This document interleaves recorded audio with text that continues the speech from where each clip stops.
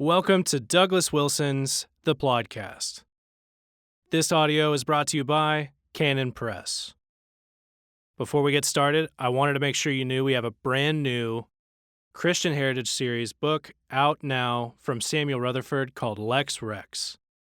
A quote from Douglas Wilson's introduction: Rutherford was a practical and pastoral theologian who could soar to great heights of glorious consolation. But he was also a bare-knuckle brawler who was clearly able to hold his own in the theological bar fight that was the 17th century. Get Lex Rex by Samuel Rutherford today at canonpress.com.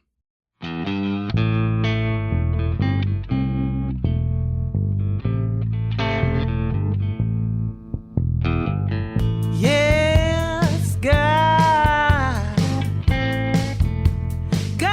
don't never.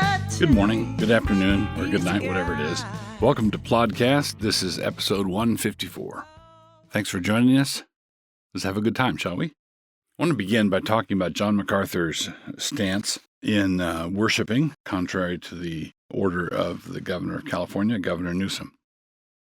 What basically happened was John MacArthur has taught for a number of years, basically, that as Scripture teaches, that we should honor the existing authorities and submit to them and so on, which is the teaching in 1 Peter 2 and Romans 13. And when the coronavirus hit, the initial response at Grace Community was to comply. All right, this is not our lane. This is the civil authorities' lane, and so we will comply. But as time went on, the situation became more and more clear. As I watched John MacArthur's statement on it, he demonstrated that the lockdown order or the prohibition of Christian worship or the prohibition of churches gathering as churches was being radically misapplied in such a way as to indicate that churches were being singled out. In other words, liquor stores are open. Pot shops in California are essential services. They're open. Abortion clinics are open and so on. But churches, no, you can't have churches. This was also, I don't remember that he mentioned this, but this particular hypocrisy was highlighted with the acceptance of Black Lives Matter protests and riots and so on. Churches are a no-go. These protests that favor the left, they're fine. And so it became obvious to the elders at Grace Community and to John MacArthur that this whole thing was a charade.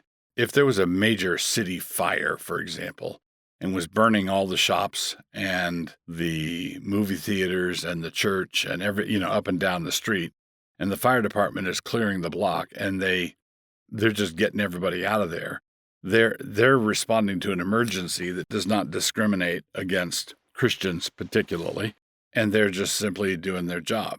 And MacArthur's stance was, while they were doing their job, or while we didn't know that they weren't, we were willing to comply. But when it became obvious that they've got their thumb on the scale, this is not an equal weights and measures thing. This is a very clear example of overreach. He decided it was time to draw the line. And so Grace Community is now worshiping. John MacArthur's preaching. And they've retained a top legal team to defend themselves if California brings charges or if they try to fine John MacArthur so much a day or in a punitive way or anything like that. If they do, then there's going to be a court fight and so on. So some Christians have said, well, why didn't you do this from the beginning? Well, different Christians from different theological traditions and backgrounds can easily have different thresholds for when you identify that they're not really playing straight with us. Some people who have a highly refined theology of resistance can detect tyranny very early on, and others might not be able to identify it quite as quickly. But once it's identified, and they respond accordingly, then they should have our prayers and support. So in this, I think all Christians should be lifting up Grace Community and John MacArthur in the work that they're doing and the stand that they're taking, whether or not you would have done it in exactly the order they did it or according to the same timetable that they did it, there is no question but that John MacArthur is putting everything on the line. He's just saying, okay, come and get me. It's time for us to have a face-off. It's time for us to deal with this.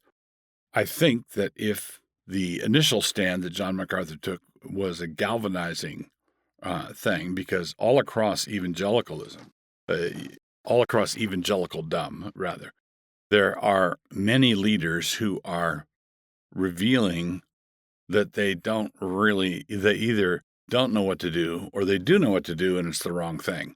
And in this, John MacArthur has shown real leadership, and I think that we ought to be doing everything we can to support him in this. So we will see how the court case turns out if something is done, and pray that it goes well. If the government of California is foolish enough to really crack down on him and take John MacArthur off to jail, then the fat would be in the fire. Always will be God. Continuing with Plodcast, episode 154. For this week's session in hamartiology, remember we're studying sin, all the different Greek words in the New Testament for sin. In this week's session, I'm going to be considering a small cluster of related words. The first is akreios, A-C-H-R-E-I-O-S, akreios, and is the word that means unprofitable. Unprofitable. At the conclusion of the parable of the talents, the Lord has this to say about the servant who lived dangerously by playing it safe. And we should meditate on that phrase, live dangerously by playing it safe. He came to a bad end, and he came to a bad end by playing it safe. Matthew 25, verse 30. And cast ye the unprofitable servant into the outer darkness. There shall be weeping and gnashing of teeth. So the unprofitable servant, the one who didn't want to run afoul of the hard master, winds up being thrown into the outer darkness at the order of the hard master. This servant was reckoned as unprofitable because he literally made no profit with the money that had been entrusted to him. So he was given talent, which he buried, and then returned to his master because he knew that his master was a hard master. And notice that this is a sin of omission. There are two types of sins of commission, where you commit adultery when you shouldn't, or steal when you shouldn't, or blaspheme when you shouldn't. That's a sin of commission. But there are sins of omission as well. And refusing to turn a profit on the resources that God has given you is one such sin of omission. And Jesus tags this servant as an unprofitable servant, and he is consigned to the outer darkness because of that. On another occasion, the Lord told his disciples that if somebody sinned against them 7 times in one day and apologized 7 times, then the disciples were to do so. They were to forgive that person. The disciples then told the Lord to increase their faith, and then they would be able to do what he said. In other words, they tried to evade responsibility. Jesus told them to do a hard thing, and they basically said, well, increase our faith, and then we'll think about doing it. If they didn't do what he said, then that must have been because God hadn't given them the strength. And then Jesus told a story about how a servant shouldn't think that way. Luke 17:10. So likewise ye, when ye have done all those things which are commanded you, say, we are unprofitable servants. We have done that which is our duty to do. So this is a righteous servant here, unlike the one in the parable. This is a righteous servant, but he doesn't think of himself that way. He doesn't stand on his dignity. He doesn't stand on his merits. God says to the faithful servant, when we arrive in glory, what God says to us is, well done, good and faithful servant. But what we are supposed to say is that we were actually unprofitable, and to the extent that we did what we were told, we were only doing what we were told, and isn't that what a servant is supposed to do? So this servant is a righteous servant, but he's considering himself a worthless or an unprofitable servant. He talks about himself that way. The verb form of this is akreiao, become unprofitable, become unprofitable. This is the word that Paul uses to describe the human race descending into the abyss of sin. This is in Romans 3:12. They are all gone out of the way. They are together become unprofitable. There it is. They are all gone out of the way. They are together become unprofitable. There is none that doeth good, no, not one. We are, of course, conceived in sin, born in sin. We are a young baby is a little bundle of sin, as my father puts it. The only reason that that child is not sinning is because he lacks the intelligence and the requisite muscle strength. As soon as he gets those, he's going to start sinning. A baby in a cradle is not a walker in that he's not walked yet, but he belongs to a race of walkers, and it's in his nature to walk. He's a talker, even though he hasn't said any words yet. He belongs to a race of talkers, and it's in his nature to talk. It's the same way with sin. He belongs to a race of sinners, and it's in his nature to sin. So once they start acquiring the wherewithal to sin, they do so. So everybody goes out of the way, and everybody becomes unprofitable. The next form is akrestos, and is the occasion of a Pauline pun. The name Onesimus means useful or beneficial, but Onesimus had apparently made off with the family silver, and so after Paul had led him to Christ, he returned him to Philemon with these words, I beseech thee for my son Onesimus, whom I have begotten in my bonds, which in time past was to thee unprofitable, but now profitable to thee and to me. In other words, Onesimus was useful. His name meant useful. So, hey, useful, come here. And then Paul puns on this, basically saying Onesimus at one point was unprofitable for you. Elsewhere in the letter, Paul says, basically, if there's anything to be squared up, Paul, will take care of it, indicating that Onesimus probably wronged Philemon in some way. But useful became useless and is now useful again. Even though there are different words involved, the punning goes on. That's Philemon, verse 10 and 11.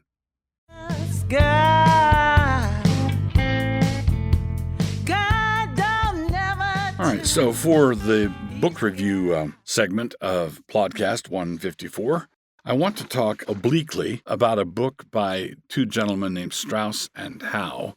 And this book is called The Fourth Turning. And so I've got to do a little full disclosure here. Someone in our congregation gave me the book many years ago, a long time ago, probably 15 or 20 years ago, maybe. It was quite a while ago. And I started it and got bogged down for some reason. And then recently it showed up on my radar again. And so I got it and started it again and then discontinued it again. But there's some intriguing things about it. So I did a few. Well, I have to explain it. This book is called The Fourth Turning, and the book is basically purports to be a way of understanding history, how history works. And these gentlemen basically have an approach or a theory that says cultures or civilizations or cultures or nations basically have a life cycle, lifespan, just like individual people do. And I read something similar many, many years ago. There's a booklet by Sir John Glubb called The Fate of Empires. His thesis was empires or cultures or nations basically have a lifespan of around 200 years, just as a human lifespan is like 70 to 80 years. What Strauss and Howe theorize is that there are basically four turnings in this cycle, and they're based off of a lengthy human life. And oftentimes the first turning is the fourth turning of one cycle is the first of the next. But let's say you start American history as the War for Independence as the first turning. When there's this great crisis, there's a great crisis and a transformation and a new order that comes to pass at each turning. So there's some sort of convulsion, some sort of thing, and then there's a transformation. So the first turning is roughly the American War for Independence. The second turning would be the Civil War. The third turning would be the Great Depression, World War II. And then the fourth turning would be now. So I got the book down, started to read it again, and there's some really fascinating things in it. I think the gentlemen are involved are onto something. At the same time, it's mingled in with things that I would consider hooey, or just things that I just found off-putting. I didn't want to read, didn't want to wade through it. So I got one of these summary books. They're kind of books that busy executives read on airplanes so they don't have to read the book. I got a detailed summary of this book, The Fourth Turning, and I read through it. And Steve Bannon, who worked briefly for President Trump at the beginning of his first term, was really taken with this book and thought it explained a lot of things. Well, when I read the summary of this book, the thing that is striking about it, this book was published, I think, in 97, in the late 90s. And in 1997, they said basically the climax of The Fourth Turning would be in the year 2020, and the turning would be done by roughly 2026. And one of the possible culprits in the turning, they said, was a new virus. So I go, okay, even if there's some stuff that I think is a little fruity, there may be something there. It is quite true that there was a transformation, a cultural shift, convulsion, and transformation at the War for Independence. It's quite true that there was a cultural shift and transformation at the war between the states. And it's quite true that America emerged from the Second World War in a transformed state. They were not just dates that you mark. There was a cultural shift that accompanied each one of these things. And if the thesis holds up, we're in the middle of one now. So I watched some YouTube videos of the author talking about, one of the authors currently talking about what's going on with in the light of the book. And there's some really interesting things. So I'll just say I can commend the thesis of the book generally, but with a caveat emptor, buyer beware sort of approach to it. The Fourth Turning by Strauss and Howe.